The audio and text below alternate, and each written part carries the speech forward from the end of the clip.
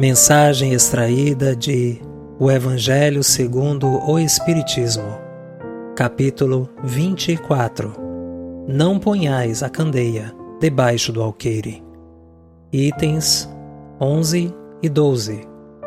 Não são os que gozam saúde, que precisam de médico. Estando Jesus à mesa em casa desse homem, Mateus, vieram aí ter muitos publicanos e gente de má vida, que se puseram à mesa com Jesus e seus discípulos. O que fez que os fariseus, notando-o, dissessem aos discípulos: Como é que o vosso mestre come com publicanos e pessoas de má vida? Tendo-os ouvido, disse-lhes Jesus: Não são os que gozam saúde, que precisam de médico. Trecho extraído do Evangelho de Mateus, capítulo 9, versículos 10 a 12. Jesus se acercava principalmente dos pobres e dos deserdados, porque são os que mais necessitam de consolações, dos cegos dóceis e de boa fé, porque pedem se lhes dê a vista, e não dos orgulhosos que julgam possuir toda a luz e de nada precisar. Essas palavras, como tantas outras, encontram no Espiritismo a aplicação que lhes cabe.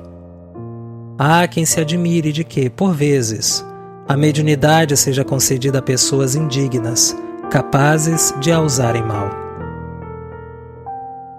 Parece, dizem, que tão preciosa faculdade deverá ser atributo exclusivo dos de maior merecimento. Digamos, antes de tudo, que a mediunidade é inerente a uma disposição orgânica, de que qualquer homem pode ser dotado, como da de ver, de ouvir, de falar. Ora, nenhuma há de que o homem, por efeito do seu livre-arbítrio, não possa abusar, e se Deus não houvesse concedido, por exemplo, a palavra senão aos incapazes de proferirem coisas más, maior seria o número dos mudos do que o dos que falam. Deus outorgou faculdades ao homem e lhe dá a liberdade de usá-las, mas não deixa de punir o que delas abusa.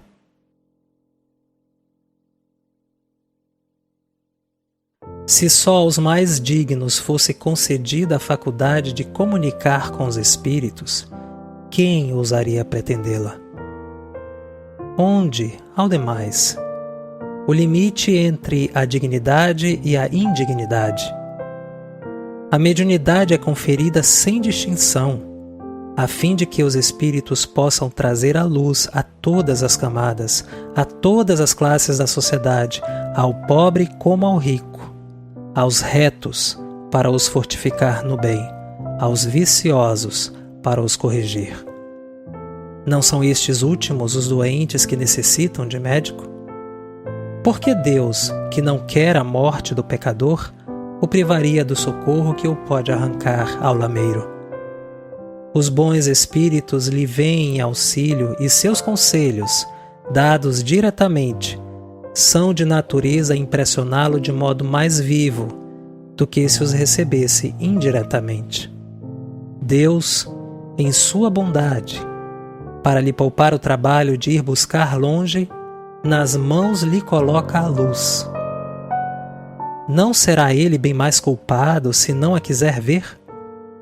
Poderá desculpar-se com a sua ignorância quando ele mesmo haja escrito com as suas mãos, visto com seus próprios olhos, ouvido com seus próprios ouvidos e pronunciado com a própria boca a sua condenação?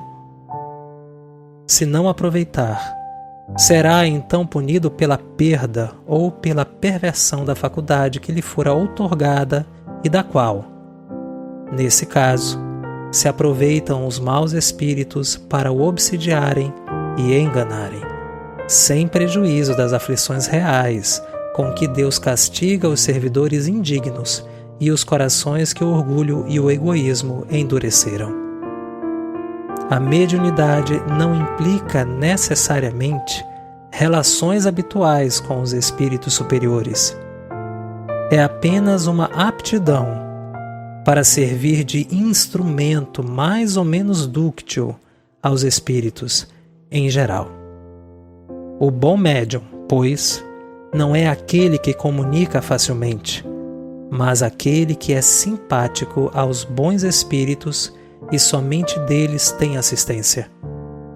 Unicamente neste sentido é que a excelência das qualidades morais se torna onipotente sobre a mediunidade. Allan Kardec.